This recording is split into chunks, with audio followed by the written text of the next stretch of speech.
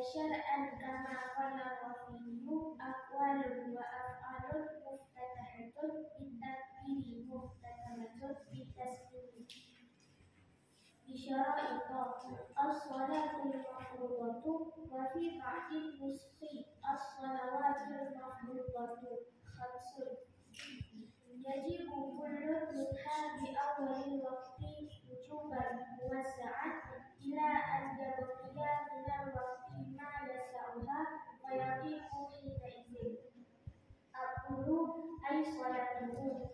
ولا النووي سميت بذلك لأنها ظاهرة وسط النهار وأول وقتها زوال أي ميل الشمس عن وسط السماء لا بنظر لنفس الأمر بل لما يظهر لنا.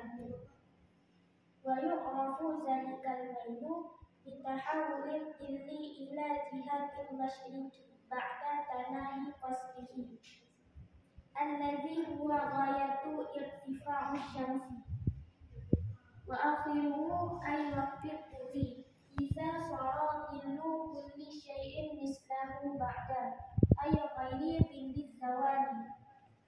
والظل لغة ستر تقول أنا في ظل فلان أي ستره وليس الظل عدم الشمس كما قد يتوهم بل هو أمر الوجود يخلقه الله تعالى بنفس البدن وغيره.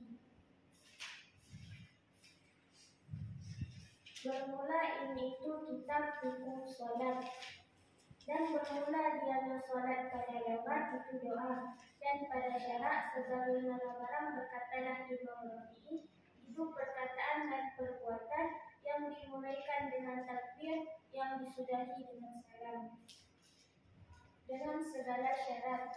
Bermula sholat yang difardukan dan sabit pada sebahagian islam itu segala sholat yang difardukan itu 5. Wajiblah tiap-tiap daripadanya 5 dengan awal-awal waktu. Hal keadaan wajib lagi yang luas jika bahwa kekal daripada waktu oleh barang yang luas ianya barang akannya waktu, maka sempit ianya waktu di ketika itu.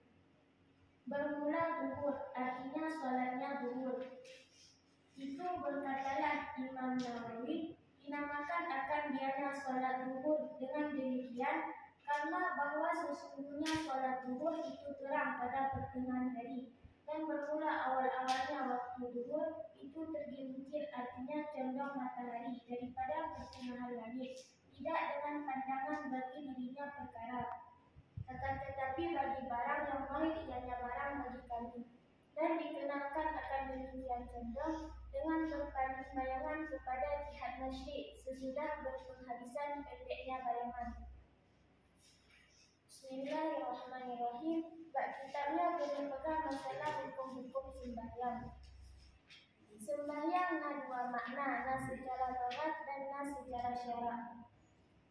Secara lughat sembahyang arti doa, sedangkan menurut syarak rukun di Imam Rafi'i sembahyangnya merupakan sebuah perkataan dan perbuatan yang dimulai dengan takbir dan disudahi dengan salam dengan segala syarat yang ada ditentukan.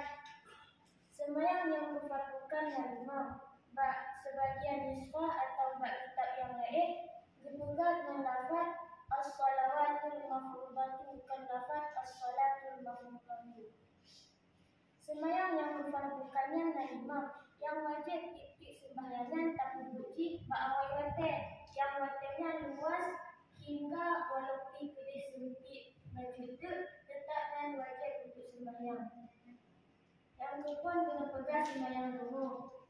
Rukun dari Imam Nawawi berkenaan dengan sembahyang zuhur karena tak berwujud bak menguatkan terang bak pertengahan zuhur dan awal-awal sembahyang zuhur menguatkan tergelincir artinya kacandang mata Allah daripada pertengahan langit.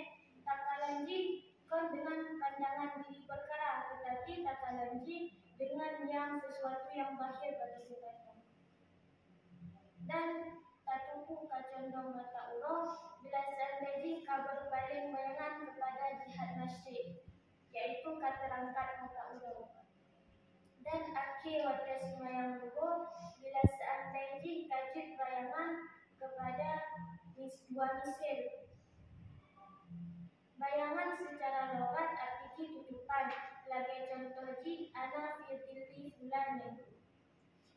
Dan yang tak tulisannya bahwa saji hana bayangannya bila seandainya hana mata urang.